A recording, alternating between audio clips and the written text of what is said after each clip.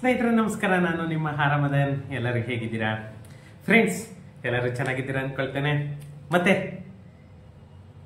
ತುಂಬಾನೇ ಖುಷಿ ಅನ್ಸುತ್ತೆ, ಯಾಕಂತಂದ್ರೆ ಎಷ್ಟು ಜನ ಎಷ್ಟು ಕಮೆಂಟ್ಗಳು ಮಾಡ್ತಾ ಇದ್ದೀರಾ, ಎಷ್ಟು ಜನ ಕ್ಲಾರಿಫಿಕೇಶನ್ ಕೇಳ್ತಾ ಇದ್ದೀರಾ. ನಿಜವಾಗೂ ಒಂಥರ ಖುಷಿನೂ ಆಗುತ್ತೆ. ಇನ್ನೊಂದು, ಜನಗಳಿಗೆ ಇಷ್ಟೆಲ್ಲ ತೊಂದರೆ ಇದೆಯಾ ಅಂತ ಕೂಡ ಒಂದು ಕಡೆಗೆ ಬೇಸರನೂ ಆಗುತ್ತೆ. ಬಟ್ ಏನ್ ಮಾಡೋದು, ನಾವು ಕೂಡ ಹೆಲ್ಪ್ಲೆಸ್ ಇಂತ ಗವರ್ನಮೆಂಟ್ ಅಲ್ಲಿ ಸಂಬಂಧಪಟ್ಟಂತಹ ಅಧಿಕಾರಿಗಳಿಗೆಲ್ಲ ನಾವು ತಿಳಿಸಿ ಬೇಜಾರಾಗೋಗ್ಬಿಟ್ಟಿದೆ. ಬಟ್ ನೋ ಯೂಸ್, ಏನು ಮಾಡ್ಲಿಕ್ಕೆ ಆಗ್ತಾ ಇಲ್ಲ. ಯಾಕಂತಂದ್ರೆ ಮೇನ್ ಯಾವುದೇ ಒಂದು ರಾಜ್ಯದಲ್ಲಾಗ್ಲಿ ಸಂಬಂಧಪಟ್ಟಂತಹ ಸ್ಟೇಟ್ ಗವರ್ನಮೆಂಟ್ ಮೇಲೆ ಡಿಪೆಂಡ್ ಆಗುತ್ತೆ.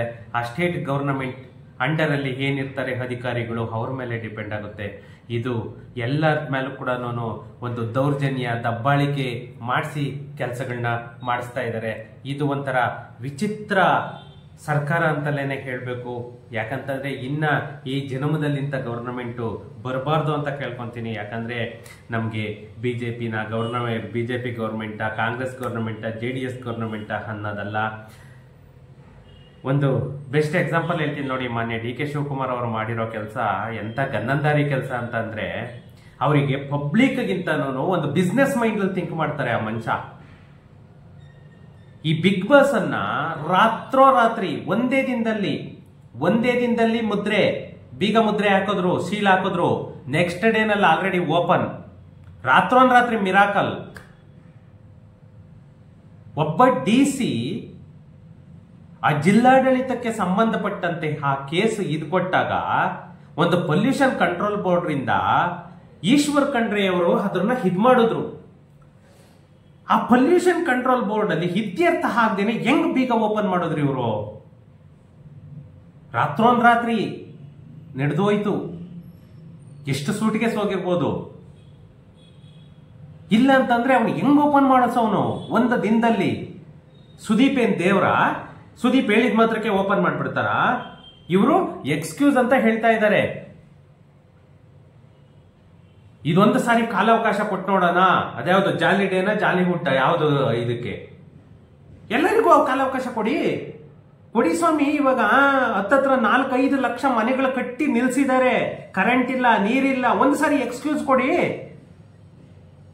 ಪಬ್ಲಿಕ್ ಬೇಕಿಲ್ಲ ನಿಮ್ಗೆ, ಬಿಸ್ನೆಸ್ ಮಾತ್ರ ಬೇಕು ನಿಮ್ಗೆ. ದುಡ್ಡು ಯಾವುದರಿಂದ ಬರುತ್ತೆ ಅನ್ನೋದು ಮಾತ್ರ ಬೇಕು.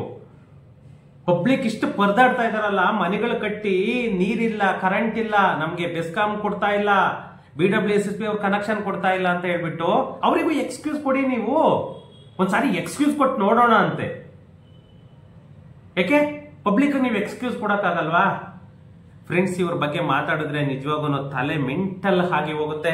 ಇರ್ಲಿ, ಅದ್ರ ಬಗ್ಗೆ ನಾವು ಇವಾಗ ಡಿಸ್ಕಷನ್ ಮಾಡೋ ಸಮಯನೂ ಅಲ್ಲ. ಅದು ನಮ್ಗೆ ನಿಜವಾಗೂ ಬೇಡವೂ ಬೇಡ. ಯಾಕಂತಂದ್ರೆ ಅವ್ರ ಬಗ್ಗೆ ಎಷ್ಟೇ ಮಾತಾಡಿದ್ರು ಕೂಡ ಅದು ವೇಸ್ಟ್ ಅಂತಲೇ ಅನ್ಸುತ್ತೆ ನನ್ನ ಪ್ರಕಾರ. ಫ್ರೆಂಡ್ಸ್, ಇವತ್ತು ಒಂದು ಮುಖ್ಯವಾದ ಕಾನ್ಸೆಪ್ಟ್ ಅನ್ನ ತಗೊಂಡ್ ಬಂದಿದ್ದೀನಿ. ಅದ್ರ ಬಗ್ಗೆನೇ ಮಾತಾಡೋಣ. ಅದಕ್ಕಿಂತ ಮುಂಚೆ ನನ್ನ ಚಾನೆಲ್ ಅನ್ನ ಯಾರೆಲ್ಲ ಸಬ್ಸ್ಕ್ರೈಬ್ ಮಾಡ್ಕೊಂಡಿಲ್ಲ, ಪ್ಲೀಸ್ ಸಬ್ಸ್ಕ್ರೈಬ್ ಮಾಡ್ಕೊಳ್ಳಿ. ಹಾಗೇನೆ ನನ್ನ ವಿಡಿಯೋಸ್ ಅನ್ನ ಶೇರ್ ಮಾಡೋ ಮುಖಾಂತರ ಸಪೋರ್ಟ್ ಮಾಡಿ ಅಂತ ಹೇಳ್ತಾ, ಮಾನ್ಯ DK ಶಿವಕುಮಾರ್ ಅವರು ಹೇಳ್ತಾ ಇದ್ದಾರೆ ನೋಡಿ, ಈ ಭಾಗದ ಭೂಸ್ವಾಧೀನ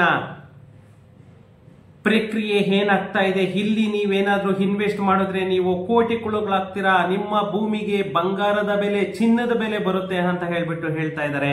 ಯಾಕಂತಂದ್ರೆ ಏನು ಸುಮಾರು 74 ಕಿಲೋಮೀಟರ್ ಪೆರಿಫೆರಲ್ ರಿಂಗ್ ರೋಡ್ ಬರ್ತಾ ಇದೆ. ಪೆರಿಫೆರಲ್ ರಿಂಗ್ ರೋಡ್ ಸುತ್ತಮುತ್ತ ಎಲ್ಲನೂ ಬಂಗಾರದ ಬೆಲೆ ಬರೋದಂತದ್ದು 100% ವಾಸ್ತವ. ಏನು ನಮ್ಮ ಬೆಂಗಳೂರು ಭಾರತದ ತಂತ್ರಜ್ಞಾನ ರಾಜಧಾನಿಯಾಗಿ ಹೆಸರಾದಂತಹ ನಗರ ತನ್ನ ಅಭಿವೃದ್ಧಿಯ ಪಯಣದಲ್ಲಿ ಮತ್ತೊಂದು ಮಹತ್ವದ ಹೆಜ್ಜೆನೇ ಇಡ್ತಾ ಇದೆ ಅಂತಂದ್ರೆ ನಿಜವಾಗೂ ತಪ್ಪಾಗಲಾರದು. ಯಾಕಂತಂದ್ರೆ ನಮ್ಮ ಬೆಂಗಳೂರು ಅಭಿವೃದ್ಧಿ ಪ್ರಾಧಿಕಾರ ಏನಿತ್ತು ಅದು ಇವಾಗ GBA ಅಂತಲೇನೆ ಎಲ್ಲ ಆಗಿದೆ. ಏನು BDA, ಈ peripheral ring road business corridor ಯೋಜನೆ ಅಂತಂದೇಳಿ ತಗೊಂಡ್ ಬಂತು. ಸುಮಾರು 74 ಕಿಲೋಮೀಟರ್ ಉದ್ದದ ಬಿಸ್ನೆಸ್ ಕಾರಿಡಾರ್ ಯೋಜನೆಗೆ ಸಂಬಂಧಿಸಿದಂತೆ ಭೂಸ್ವಾಧೀನ ಪ್ರಕ್ರಿಯೆ ಅಂತಿಮ ಹಂತವನ್ನ ತಲುಪಿದೆ. ಈ ಯೋಜನೆ ನಗರದ ಸುಮಾರು ಭಾಗಗಳಲ್ಲಿ ಆಸ್ತಿ ಮಾಲೀಕರಿಗೆ ಚಿನ್ನದ ಬೆಲೆ ಬರೋದಂತೂ ಖಂಡಿತ ನಿಜ.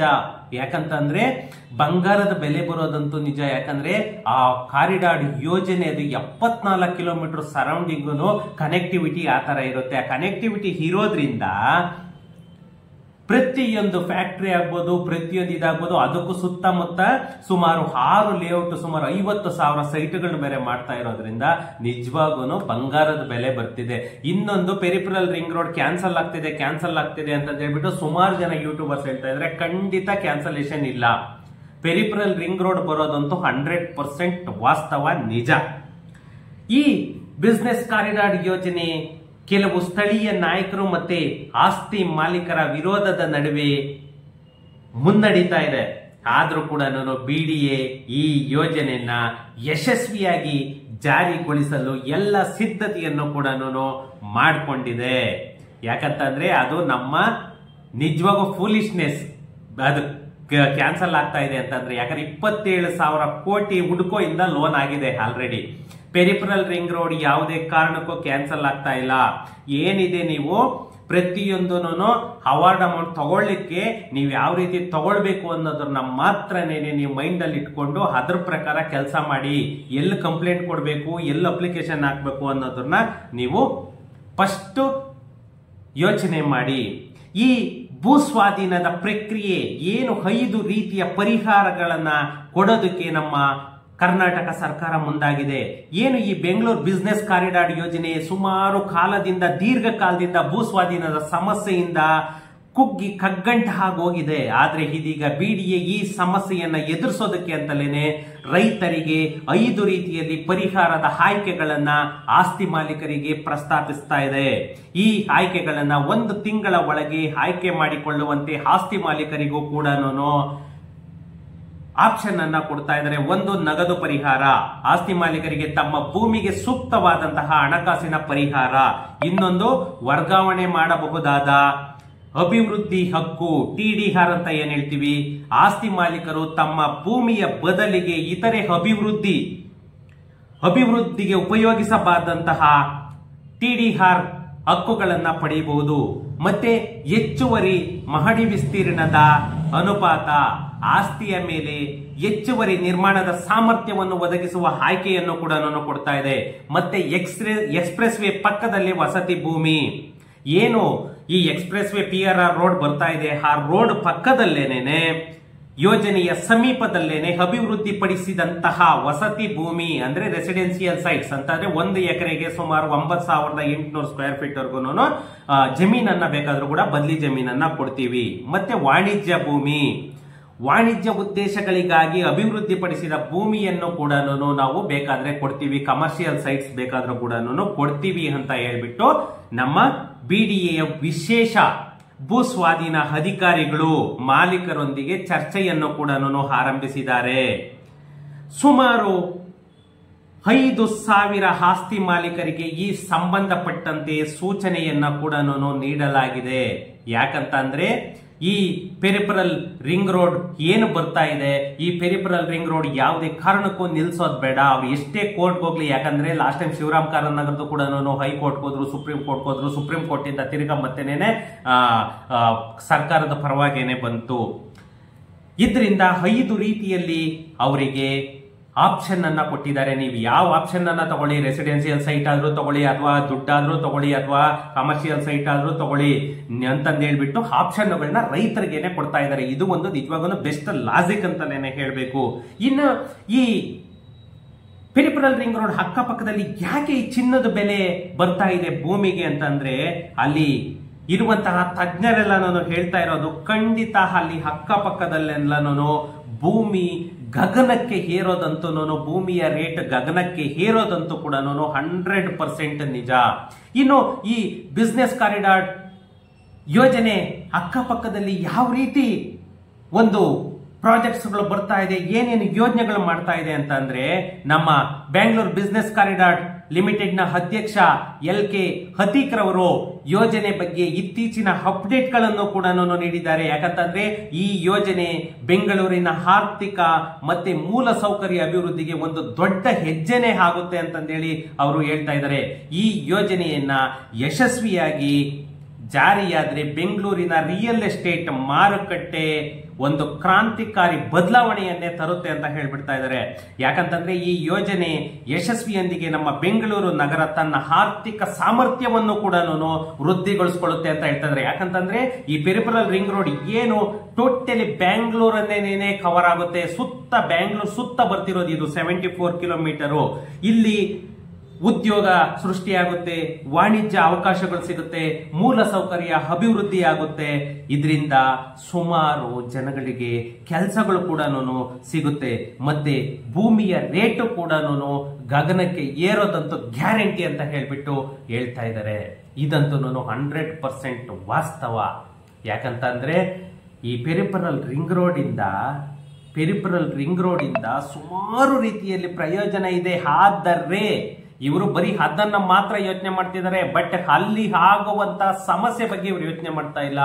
ಎಷ್ಟು ಲಕ್ಷ ಕುಟುಂಬಗಳು ಬೀದಿ ಪಾಲಾಗುತ್ತೆ ಅನ್ನೋದ್ರ ಬಗ್ಗೆ ಇವರು ಯೋಚನೆ ಮಾಡ್ತಾ ಇಲ್ಲ. ನಾನು ಹೇಳೋದು ಇಲ್ಲಿ ಬಿಟ್ಟು out of the area means develop ಆಗದೆ ಇರೋ ಏರಿಯಾನ ತಗೊಂಡ್ರೆ ಅದಕ್ಕಿಂತ ಬೆಸ್ಟ್ ಆಪ್ಷನ್ ಇಲ್ಲ.